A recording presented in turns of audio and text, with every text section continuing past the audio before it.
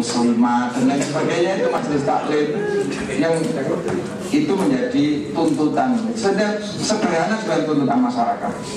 Tapi ketika itu diganjal oleh undang-undang, kita paham awal urgensinya mungkin memang ada majelis taklim, ada mungkin musola-musola yang fiktif atau bantuan tidak tepat sasaran. Tetapi ini tidak boleh digeneralisir.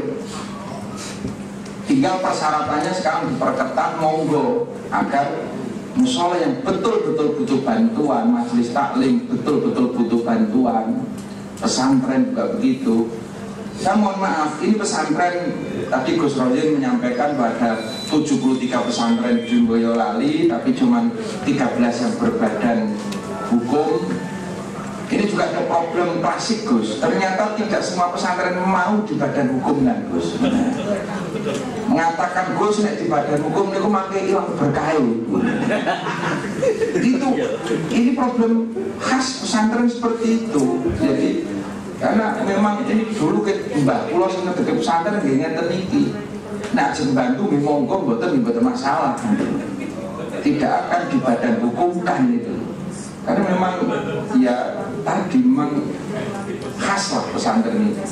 Jadi tidak bisa semua digeneralisir kudu. Nah, bagaimana negara ini punya cara untuk masuk ke ruang-ruang yang seperti itu loh. Yang saya tadi sampaikan, terobosan, kreativitas monggo agar bisa masuk ke tempat-tempat itu yang memang bahkan kiai-kiai sing desa-desa arep bantu yo kene ora riwil nek kok nggawe ngono.